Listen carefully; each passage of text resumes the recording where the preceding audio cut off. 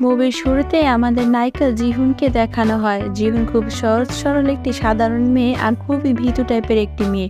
সে চতুর্থ বর্ষের মেডিকেল কলেজের স্টুডেন্ট। জিহুন এমনই একটা ভীতু মেয়ে যে সে সহজে কারোর সাথে মিশতে পারে না, এমনকি সে তার হোস্টেলের রুমমেটের সাথেও মিশতে পারে না। তার রুমমেট মেয়েরা তাকে পাত্তাই দেয় না। তার রুমমেটরা উল্টো আরও তার কাছ থেকে তার জিনিস নিয়ে নেয় আর তার খাবারগুলো খেয়ে ফেলে। এর পরের সিনে দেখানো হয় জিহুনের ক্লাস চলছিল। জিহুনের টিচার জিহুনকে প্র্যাকটিক্যাল সার্জারি করতে দেয়, কিন্তু জিহুন এতে অনেক নার্ভাস হয়ে যায় আর অনেক ভয় পেয়ে যায়। আর তার টিচার তাকে অনেক বকাঝকা করে, যার কারণে সে এখানেই কেঁদে ফেলে আর বাকি স্টুডেন্টরা হাসতে থাকে। এরপরে জিহুন বাসায় গিয়ে মনে মনে একজনের কথা ভাবতে থাকে আর আমাদেরকে একটি ফ্ল্যাশব্যাক দেখানো হয়, যেখানে এই কলেজে জিহুন নতুন এসেছিল। তখন সে একটি ছেলেকেই দেখতে পায় যার নাম গো। গো এই কলেজে কৃষি বিজ্ঞান নিয়ে পড়াশোনা করত আর সে ছিল একজন প্রকৃতিক প্রেমিক, কারণ সে জীবজন্তু গাছপালার অনেক যত্ন নিত।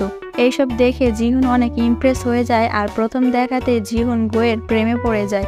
আর সেদিনের পর থেকে রোজ রাতে জিহুন গোয়ের জন্য একটি করে চিঠি লিখত, কিন্তু এই চিঠিগুলো সে গোয়ের কাছে পাঠাতো না, উল্টো নিজের কাছে যত্ন করে রেখে দিত।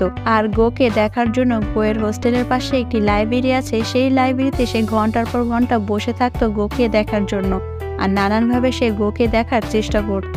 এর পরের সিনে দেখানো হয় জিহুন যখন ক্লাসে যাবে তখন কলেজের বাগান দিয়ে একটা আপেল খেতে খেতে যাচ্ছিল, আর তখনই সে হোঁচট খেয়ে পড়ে যাবে আর তখনই গো এসে তাকে ধরে ফেলে। আর জিহুনের হাতের আপেলটা গো নিয়ে খেতে শুরু করে। আর জিহুন তো অবাক দৃষ্টিতে গোয়ের দিকে তাকিয়েই থাকে, কারণ সে কখনো ভাবতে পারেনি তার ভালোবাসার মানুষের সাথে এমন করে হঠাৎ তার দেখা হয়ে যাবে, তাও আবার এমন পরিস্থিতিতে। এরপর গো বলে, আপেল আমার খুবই পছন্দের, তাই আমি তোমার হাত থেকে আপেলটা খেয়ে ফেলেছি, তুমি কিছু মনে করো না। দাঁড়াও, এখানে একটি আপেল গাছ আছে, তোমাকে আমি এখান থেকে একটি আপেল পেড়ে দিচ্ছি। এরপর গো কলেজের একটি আপেল গাছে উঠে আর সেখান থেকে একটি আপেল পেড়ে নিয়ে এসে জিহুনকে দেয় আর একটি ছোট কাগজে করে কিছু একটা লিখে দেয়।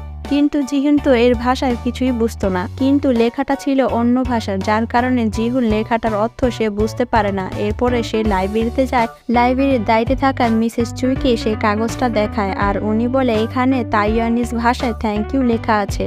মিসেস চুই জিহুনকে বলে, তুমি কি আমাকে একটু সাহায্য করতে পারবে, কারণ আমি তাইওয়ানের তাইপেই শহরে মিস্টার সেন নামে একজনকে চিঠি পাঠাচ্ছি বেশ কয়েকদিন ধরে, কিন্তু সে তার কোনো রিপ্লাই দিচ্ছে না। তুমি কি তোমার বন্ধুকে বলতে পারবে সেই জায়গার একটু খোঁজ খবর নিয়ে দেখতে? আর জিহুন এখানে রাজি হয়ে যায়। এরপরে জিহুন গোয়ের হোস্টেলে যায় আর সেখানে বাইরে গিয়ে দাঁড়িয়ে থাকে, কারণ সে গোয়ের সাথে কথা বলতে খুবই নার্ভাস ফিল করছিল, তাই সে গোয়ের রুমের বাইরে দাঁড়িয়ে থাকে। আর তখনই গো রুম থেকে বের হয় আর তখন জিহুনকে দেখে আর দেখে ভেতরে আসতে বলে। জিহুন ভেতরে গিয়ে দেখে গো একটি গাছে পানি দিচ্ছে। এসব দেখে জিহুন তো অবাক দৃষ্টিতে গোয়ের দিকে তাকিয়ে থাকে। তারপরে জিহুন মিসেস চুইয়ের ব্যাপারে গোয়ের কাছে বলে আর এটা বলে সে এখান থেকে দৌড়ে পালিয়ে যায়, কারণ জিহুন তো গোয়ের সামনে দাঁড়িয়ে থাকতে খুবই নার্ভাস ফিল করছিল, এর জন্য সে লজ্জায় এখান থেকে পালিয়ে যায়। এর পরের সিনে দেখানো হয় জিহুন যখন সকালবেলা ঘুম থেকে ওঠে তখন সে উঠে তার বক্সে হাত দেয় চিঠিগুলো দেখার জন্য, কিন্তু সে চিঠিগুলোর মধ্যে একটি চিঠি সে পায় না আর সে অনেক চিন্তিত হয়ে যায়। আর তখনই তার একটা ফ্রেন্ড এসে বলে একটি চিঠি এখান থেকে সে গোকে পাঠিয়ে দিয়েছে। আর এই কথা শুনে জিহুন তো অনেক রেগে যায় আর তাড়াতাড়ি করে গোয়ের বাসার দিকে যেতে শুরু করে, কারণ জিহুন মনে করে গো হয়তো এখনো চিঠিটা দেখেনি।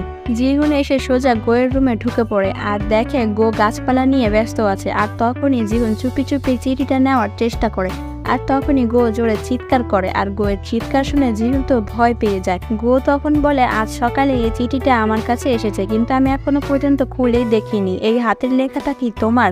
জিহুন তখন অনেক নার্ভাস হয়ে যায় আর কি বলবে কিছু বুঝতে না পেরে সে দেখায় যে সে তার বন্ধু হানকে এই চিঠিটা দিতে চেয়েছিল, কিন্তু ভুলে তার রুমে এসে পড়েছে। গো তখন বলে, তুমি যেহেতু হানকে ভালোবাসো তাহলে সরাসরি বলছো না কেন? আর তখনই গোয়ের ফোন বেজে ওঠে আর সেই সুযোগে জিহুন চিঠিটা নিয়ে দৌড়ে পালিয়ে যায়। এরপর থেকে জিহুন গোকে লুকিয়ে লুকিয়ে দেখতো, কথায় আছে ভালোবাসার মানুষকে লুকিয়ে লুকিয়ে দেখার মজাটাই আলাদা। এর পরের সিনে দেখানো হয় জিহুন তার বন্ধুদের সাথে খুবই মজায় আছে আর আড্ডা দিচ্ছে। এর পরের দৃশ্যে দেখানো হয় জিহুন গোকে বলে মিসেস চুই অনেক অসুস্থ, তাই তাকে আমাদের দেখতে যাওয়া উচিত। আরও বলে, তুমি কি মিসেস চুইয়ের সেই ব্যাপারটার কোনো খোঁজ খবর নিয়েছো? গো তখন বলে হ্যাঁ অবশ্যই নিয়েছি। এরপরে তারা মিসেস চুইয়ের বাড়িতে যায়। এরপরে গো মিসেস চুইকে কিছু ছবি দেখিয়ে বলে আপনি এতদিন যেই অ্যাড্রেসে চিঠি পাঠিয়েছেন সেই অ্যাড্রেসে এখন আর কেউ থাকে না, এর জন্য আপনার চিঠির কোনো রিপ্লাই আসছিল না। এরপরে তারা সবাই একসাথে লাঞ্চ করতে বসে। মিসেস চুই তখন কান্না করে বলে আসলে আমি মিস্টার সেনকে অনেক ভালোবাসতাম আর সেই ছোটবেলা থেকে তাকে অনেক পছন্দ করতাম, কিন্তু আমি তাকে আমার মনের কথা কখনোই বলতে পারিনি। মিস্টার সেন ছিল আমার ছোটবেলার বন্ধু আর তার জন্য আজও পর্যন্ত আমি বিয়ে করিনি, কিন্তু কয়েক বছর আগে মিস্টার সেন আমাকে একটা সিডি আর চিঠি পাঠিয়েছিল। চিঠিতে লেখা ছিল তুমি এই সিডির গানটি শুনলে বুঝতে পারবে আমার মনের কথা, আমার সকল মনের কথাই সিডির গানটির ভেতরে লেখা আছে। কিন্তু দুর্ভাগ্যবশত কোনো এক ঝড়ের কারণে সিডিটি নষ্ট হয়ে যায়। সেই পর থেকে মিসেস চুই মিস্টার সেনকে চিঠি লিখে পাঠাতে থাকতো, কিন্তু তার কোনো রিপ্লাই আসেনি। এটা বলে মিসেস চুই কাঁদতে থাকে। এরপরে জিহুন আর গো সেখান থেকে বিদায় নিয়ে চলে আসে। তারা বাসে করে যাবার সময় গো জিহুনকে বলে আমাদের উচিত মিসেস চুইকে সাহায্য করা, কারণ সে আর কতদিন এভাবে বেঁচে থাকবে বুকে কষ্ট নিয়ে, ভালোবাসার মানুষকে না পাওয়ার যন্ত্রণা নিয়ে। আমাদের উচিত মিস্টার সেনের সেই সিডিটা খুঁজে বের করে মিসেস চুইকে উপহার দেওয়া, যাতে সে সিডিটা শুনে অন্তত শান্তি পাবে। আর এতে জিহুনও রাজি হয়ে যায়। এরপর থেকে জিহুন আর গো সেই শহরের সবগুলো দোকান ঘুরে ঘুরে সেই সিডির একটি কপি খুঁজতে থাকে। আর সিডিটি অনেক দিনের পুরনো হওয়ার কারণে সেই সিডিটি কোনো দোকানে খুঁজে পাচ্ছিল না। আর এরই মাঝে তারা অনেক ক্লোজ হতে থাকে। তারা একে অপরে অনেক ভালো একটি ফ্রেন্ড হয়ে ওঠে।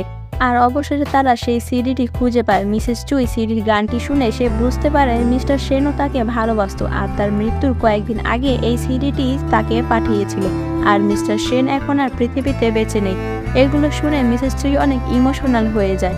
এরপরে গো আর জিহুন সাইকেল দিয়ে যাচ্ছিল। গো তখন অনেক স্পিডে সাইকেল চালায় আর জিহুন তখন ভয় পেয়ে গোকে জড়িয়ে ধরে, কিন্তু জিহুন তাকে জড়িয়ে ধরাতে জিহুন অনেক খুশি হয়, কারণ সে তাকে প্রথমবার জড়িয়ে ধরতে পেরেছে।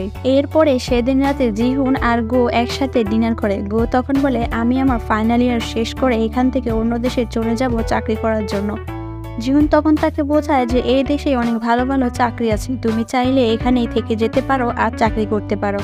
কিন্তু গো তখন তার কথা ঘুরিয়ে বলে তুমি সারা জীবন হাসি মুখে থাকবে, কারণ তোমার হাসিটা দেখতে খুবই মিষ্টি লাগে। এর পরের সিনে হান আর জিহুনকে একসাথে দেখা যায়। আসলে গো এখানে হানকে জিহুনের কাছে পাঠিয়েছে যাতে করে জিহুন তাকে প্রপোজ করতে পারে। জিহুন কিছু বলার আগে হান তাকে বলে আমি অন্য কাউকে পছন্দ করি, তাই তুমি আমার পেছনে তোমার সময় নষ্ট করো না। এটা শুনে জিহুন অনেক খুশি হয়ে যায়। এরপরে জিহুন যায় গোয়ের সাথে দেখা করতে আর গোকে জিহুন জানায় যে তোমার বন্ধু অন্য কাউকে পছন্দ করে। আর তখনই হঠাৎ করে বৃষ্টি চলে আসে, তাই তারা একটি গাছের নিচে দাঁড়ায়। আর তখন জিহুন বলে আমার সামনে পরীক্ষা এসে গেছে আর আমি এখনো একটা প্র্যাকটিক্যাল সার্জারি করতে পারি না, আমার মনে হয় আমি এবার ফেল করব। কিন্তু গো তখন বলে প্র্যাকটিক্যাল সার্জারি করতে পারো না তাতে কি হয়েছে, আমি তোমাকে শেখাবো। এরপরে একটা ব্লেজার তাদের মাথায় দিয়ে দুজনে মিলে হোস্টেলের দিকে দৌড়ে যেতে থাকে। আর এই মুহূর্তটা জিহুনের কাছে খুবই ভালো লাগে। এর পরের সিনে দেখানো হয় তারা সব বন্ধুরা মিলে অ্যামেজনিয়ন পার্কে ঘুরতে আসে আর সেখানে জিহুন অনেক সুন্দর করে সেজে আসে।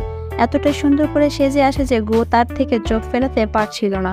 আর পার্কে তারা সবাই এনজয় করছিল। অবশেষে গো জিহুনকে বলে তোমাকে আজকে অনেক সুন্দর লাগছে। এই কথা শুনে জিহুন অনেক লজ্জা পায়। আর তখনই একটা গাড়ি এসে তাদের গাড়িকে ধাক্কা দেয় আর এতে গোয়ের মাথায় প্রচুর ব্যথা শুরু হয়ে যায়।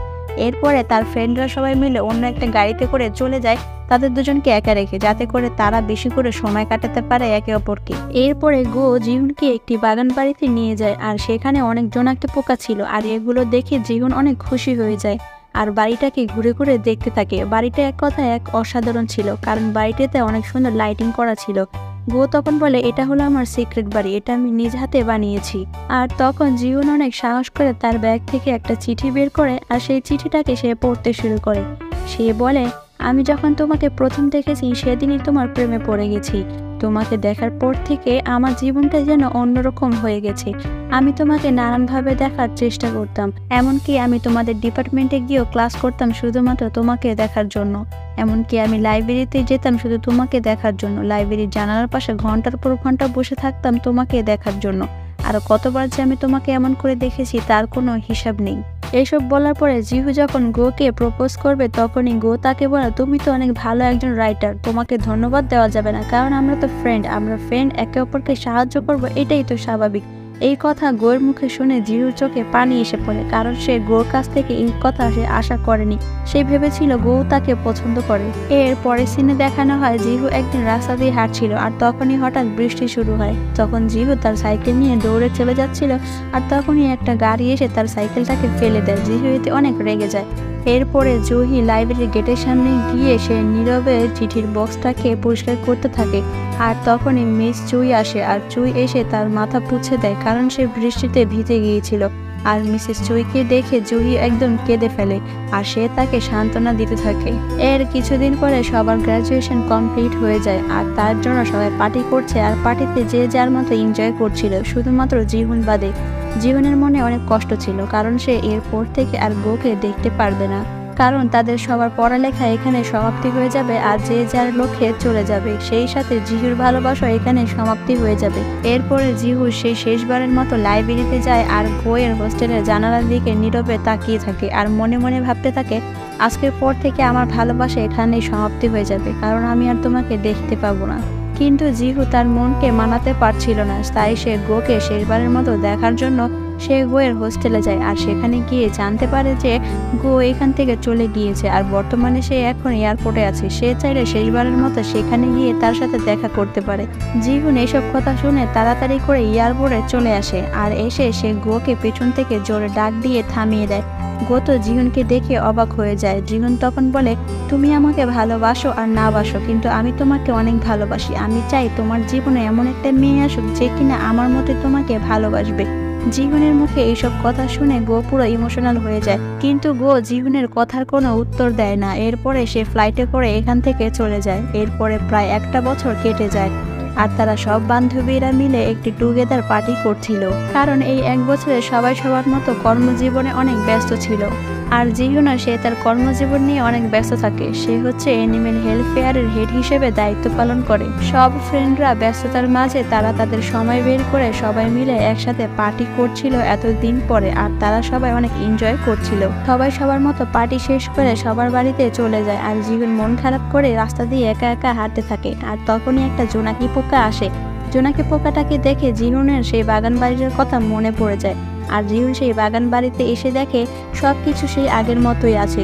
আর তখনই তার চোখ যায় পোস্ট বক্সের দিকে, আর সে কৌতূহলবশত পোস্ট বক্সটা খুলে দেখে একটা চিঠি রাখা আছে। চিঠিটা জিহু পড়ে দেখে গো লিখেছে, তুমি যেদিন এয়ারপোর্টে চিৎকার করে তোমার ভালোবাসার কথা বলছিলে, সেদিন আমার ইচ্ছে করছিল তোমাকে জড়িয়ে ধরে বলি আমিও তোমাকে ভালোবাসি, কিন্তু তোমাকে সেটা বলতে পারিনি। আমিও তোমাকে সে প্রথম দেখাতে ভালোবেসে ফেলেছিলাম। তোমাকে এক নজর দেখার জন্য আমি তোমার ক্লাসে যেতাম, আর উল্টো তুমি আমার ক্লাসে যেতে আমাকে দেখার জন্য। তোমাকে নানানভাবে দেখার চেষ্টা করতাম শুধুমাত্র এক নজর দেখার জন্য। তোমাকে এক নজর দেখতে পারলে আমার যেন মনে হতো আমি পৃথিবীর সর্বসুখ পেয়ে গেছি।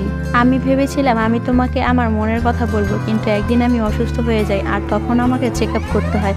আর তখন ডাক্তার বলে আমার মাথায় ব্রেন টিউমার হয়েছে, আর আমার কাছে বেশি দিন সময় নেই।